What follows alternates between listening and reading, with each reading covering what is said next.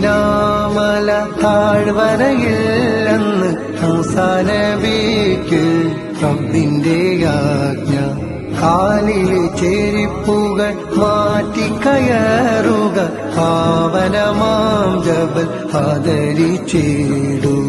ഏഴാനാകാശം താണ്ടി ബൈത്തുൽ മഅ്മൂറും സിദ്റത്തുൽ മുൻതഹയും എല്ലാം കടന്ന് റബ്ബിൻ മുന്നിൽ മുത്ത് റസൂല് ആ പാദം കണ്ട് റബ്ബിന്റെ അരുള്.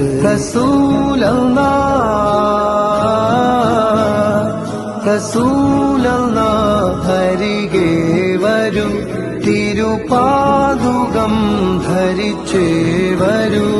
ആ പരിഗണനയുടെ കാരണം അവർ അഷ്റഫുൽ ഖൽഖ